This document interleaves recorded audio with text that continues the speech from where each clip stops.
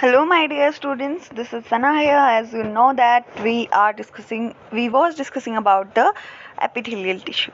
Okay, so हमने इसके अंदर क्या क्या points पढ़े थे? These are act as the protective tissue, covering of external surfaces, act as boundary, closely packed cells, no blood cells are present. Okay, so these all points I hope you all understand. जो मैंने आपको ये सभी points बताए थे ये पहले भी आपको एक्सप्लेन कर चुकी हूँ, तो आई थिंक आपको पता होगा। अगर नहीं पता है तो आप प्रीवियस वीडियो को दोबारा देख लें, ठीक है। सो अभी इस वीडियो के अंदर हम एपिथेलियल टिश्यू के structure and functions and types के बारे में पढ़ेंगे। So let get start the video. Yep, this one actually you have to tolerate this pic in each and every video because of the copyright section.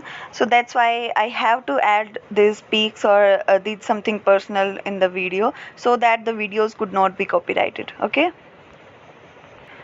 So now here we are talking about epithelial tissue structure. Okay, so जितने भी types के हमारे पास बहुत सारे tissues present हैं, उनके अंदर जो एपिथेलियल टिश्यू है जिसके बारे में अभी हम पढ़ रहे हैं, उसके स्ट्रक्चर के बारे में पढ़ेंगे कि किस टाइप का स्ट्रक्चर प्रेजेंट होता है इनमें, ठीक है।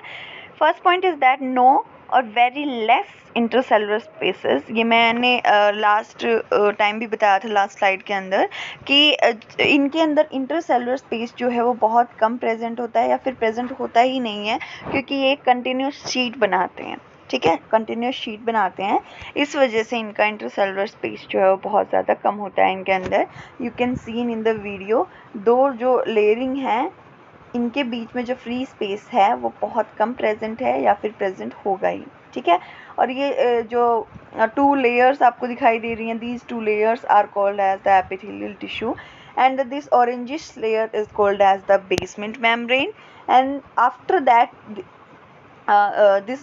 that will be the connective tissue. Okay, this is the basal surface, connective tissue, basement membrane, intercellular space. Fine.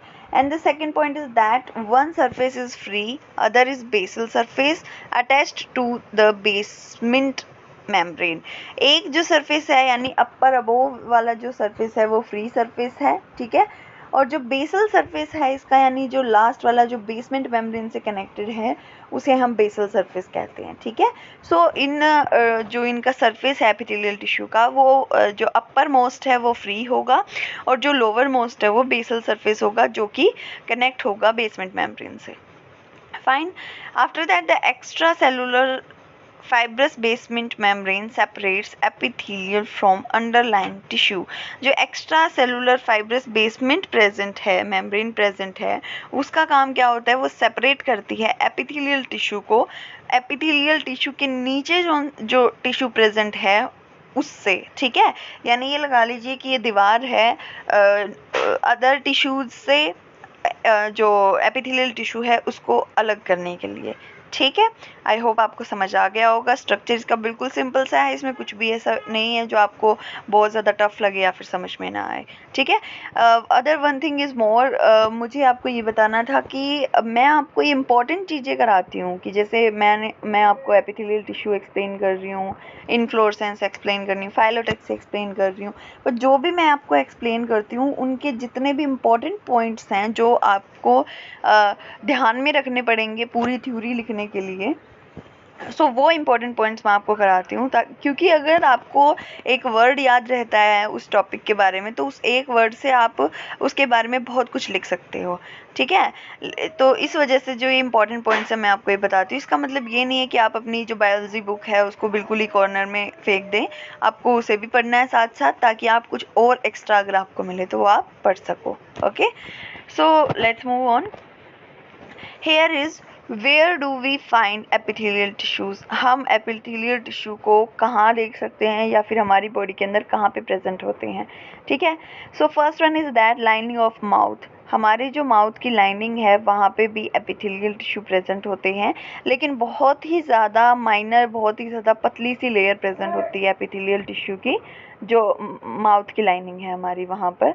और आपको पता ही है, मैंने पहले भी बताया था कि कंप्लीट पूरी बॉडी के अंदर जो हमारी स्किन प्रेजेंट है, सॉरी ऊपर बॉडी के ऊपर जो स्किन प्रेजेंट है, वहाँ कंप्लीट बॉडी पे एपिथेलियल टिश्यू प्रेजेंट होते हैं।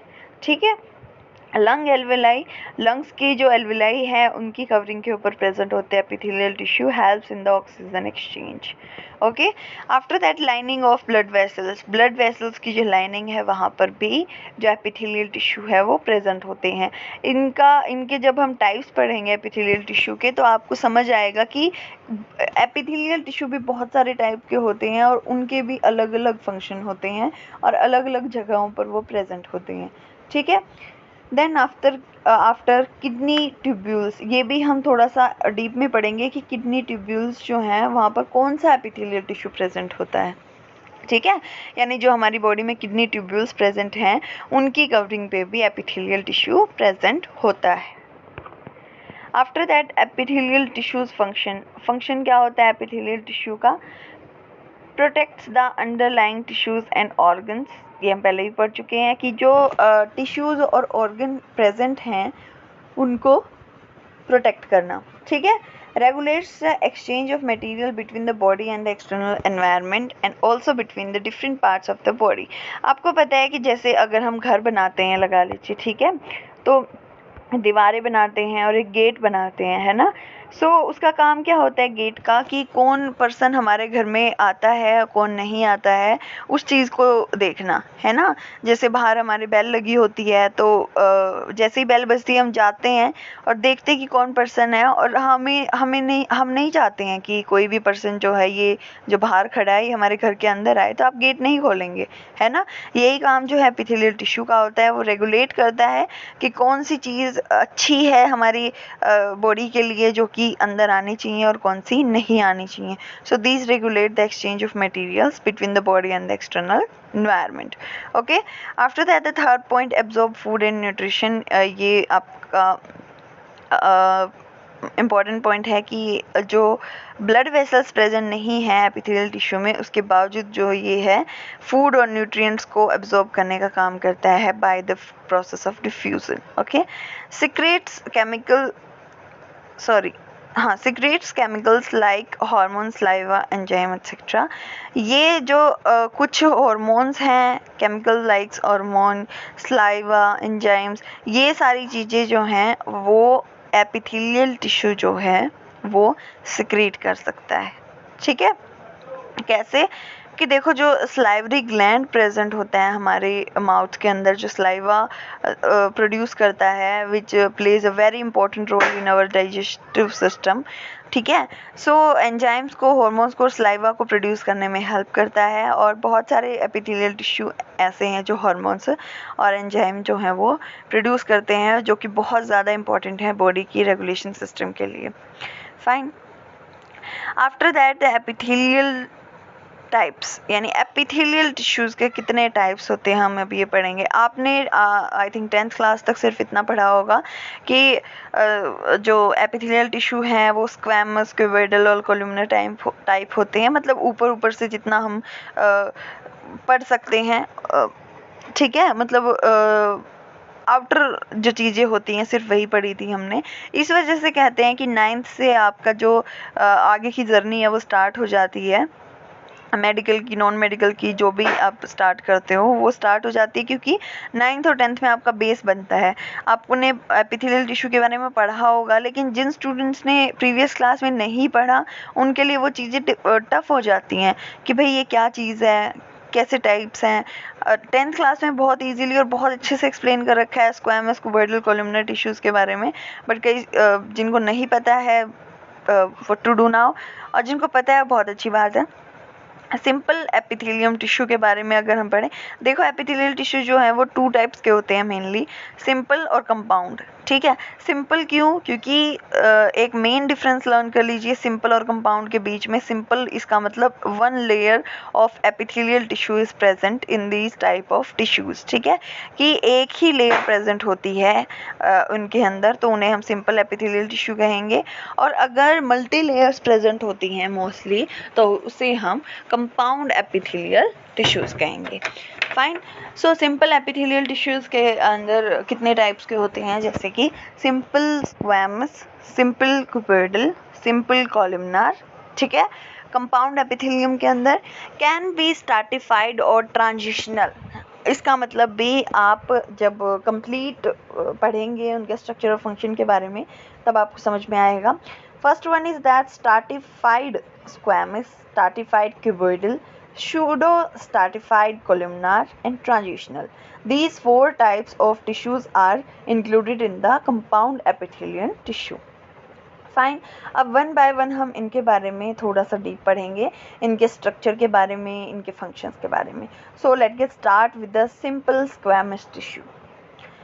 Here it is simple squamous epithelium, single layer of thin flat plate like structures, यानी सिंगल लेयर प्रेजेंट होती है। मैंने आपको पहले ही बता दिया, सिंपल का मतलब सिंगल लेयर प्रेजेंट है, थिन यानी बहुत पतली सी, flat like structure, flat like structure present है। फ्लैट आपको पता है ना, जो बिल्कुल ही बेस से कनेक्टेड हो। So second point is that nucleus flattened and oblong. जो न्यूक्लियस है वो फ्लैटेंड प्रेजेंट होता है और ऑब्लोंग शेप का होता है। न्यूक्लियस कहाँ प्रेजेंट है? दिस वन, ये डॉट आपको नजर आ रहे हैं, these are nucleus which is flattened type and oblong shape. Fine.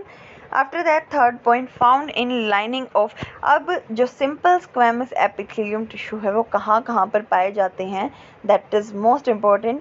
कि आपसे पूछा जाए कि माउथ की लाइनिंग में कौन सा एपिथेलियम प्रेजेंट होता है, हार्ट की कवरिंग के लिए कौन सा प्रेजेंट होता है। So here it is, found in lining of cavities like mouth, esophagus, heart and lungs. इन सारी चीज़ों की जो लाइनिंग है वो एपिथेलियम टिश्यू से बनी हुई है, that is squamous type of epithelium tissue. अब रीज़न क्या है इसका? देखो, माउथ, ईसोफेगस, हार्ट, लंग्स, ये सारी चीज़ें जो हैं बहुत ज़्यादा डेलिकेट होती हैं। सो इनके लिए जो है एक कवरिंग तो चाहिए हमें, लेकिन अच्छी खासी मोटी कवरिंग हम इसमें नहीं लगा सकते हैं, ठीक है। माउथ में प्रेजेंट होती है इसकी लाइनिंग, ताकि जो ओरल कैविटी है हमारी उसको प्रोटेक्ट किया जा सके, बट इतनी ज़्यादा थिक नहीं है, इतनी ज़्यादा मोटी लेयर नहीं है ये कि बहुत ज़्यादा प्रोटेक्शन दे सके। थोड़ी बहुत प्रोटेक्शन प्रोवाइड करती है, क्योंकि हमारी माउथ की लाइनिंग में बहुत ज़्यादा मोटी लेयर नहीं आ सकती, नहीं बन सकती, ठीक है। Found in outer layer of the skin, और स्किन की जो आउटर लेयर है वहाँ पर भी जो सिंपल स्क्वैमस एपिथेलियम है प्रेजेंट होता है, ठीक है। Offer very little protection, allow passage of material. अब ये इसका फंक्शन है। सबसे पहले हम इसका स्ट्रक्चर पढ़ा हमने कि सिंपल लेयर होती है, न्यूक्लियस कैसा होता है, कहाँ पे प्रेजेंट होते हैं, ठीक है। लास्ट पॉइंट है इसका फंक्शन क्या होता है। इनका फंक्शन जो है वो लिटिल प्रोटेक्शन का होता है, यानी थोड़ी बहुत प्रोटेक्शन प्रोवाइड कर पाते हैं। अलाउ पैसेज ऑफ मटेरियल, और मटेरियल के पैसेज को अलाउ करते हैं, मतलब regulate the exchange of materials. After that, simple cuboidal epithelium, इसके बारे में हम पढ़ेंगे। क्यूबोइडल एपिथेलियम का मतलब अगर आपको नाम एकदम से माइंड में आए तो सोच लीजिएगा कि इनकी शेप जो है वो क्यूबोइडल टाइप्स की होती है, ठीक है। जैसे कि ऊपर आप देख सकते हो, ऐसी सेल्स प्रेजेंट होती हैं क्यूबोइडल शेप में, लाइक दैट। से इनको इसलिए इनका नाम क्यूबोइडल एपिथेलियम रखा गया है। First point is that single layer of cube shaped cells, single layer present है लेकिन जो सेल्स हैं वो क्यूब शेप्ड हैं, ठीक है, as I already explained. Found in lining of kidney tubules and ducts of salivary gland. कहाँ पे मिलता है ये? जो किडनी ट्यूब्यूल्स हैं उनकी लाइनिंग में, और जो सलाइवरी ग्लैंड्स हैं, डक्ट्स ऑफ सलाइवरी ग्लैंड, उनकी लाइनिंग में। क्यों प्रेजेंट होते हैं, रीज़न क्या है? देखिए, जो किडनी ट्यूब्यूल्स हैं उनका काम क्या होता है? मतलब उन कौन से सिस्टम के अंदर वो इंक्लूड होते हैं, ऑब्वियसली एक्सक्रीटरी सिस्टम के अंदर, ठीक है। उनका काम क्या होता है, सबसे पहले तो बॉडी के जो वाटर है, मिनरल्स है, उनको अब्जॉर्ब करना। उसके बाद जब वेस्ट मटेरियल कंप्लीट रेडी हो जाता है बॉडी से बाहर निकलने के लिए, उस टाइम लास्ट टाइम भी एक बार चेकिंग होती है कि कुछ वाटर जो है या फिर कुछ ऐसे मिनरल्स तो नहीं है जो हमारी बॉडी के लिए एसेंशियल हैं, अच्छे हैं, उसके बावजूद वो एक्सर्ट आउट हो रहे हैं। सो जो किडनी ट्यूब्यूल्स हैं, इनका काम मोस्टली एब्जॉर्प्शन का होता है। एंड डक्ट्स और स्लाइवरी ग्लैंड्स का मतलब होता है कि स्लाइवा को प्रोड्यूस करना, उनका काम होता है स्लाइवा को प्रोड्यूस करना, ठीक है। और ग्लैंड्स हम तभी लगाते हैं something which secretes anything, okay, कुछ सिक्रीट करने वाले जो चीज़ें होती हैं उनको ग्लैंड्स कहते हैं हम। प्रोवाइड्स मैकेनिकल सपोर्ट प्रोवाइड करते हैं। And last but not least, the function offer some protection, mostly helpful in secretion and absorption. जैसे कि हमने सेकंड पॉइंट में पढ़ा, सिक्रीशन और एब्जॉर्प्शन में हेल्प करते हैं और थोड़ी सी प्रोटेक्शन भी प्रोवाइड करते हैं, ठीक है। आपको समझ में आ गया होगा, आई होप। वीडियो काफ़ी लॉन्ग जा रही है। एक्चुअली स्टूडेंट्स को कई को डाउट होते हैं कि बहुत छोटी वीडियोस होती हैं या बहुत बड़ी होती हैं। एक्चुअली सीबीएसई नॉर्म्स के हिसाब से और मैनेजमेंट के हिसाब से हमें वीडियोस बनानी होती हैं, ना ही जितनी परफेक्टली होती हैं दैट्स उतनी ही हम बना सकते हैं। Fine, so do not panic about the syllabus, your syllabus must be completed fastly, okay. So thank you so much for watching this video. Thank you.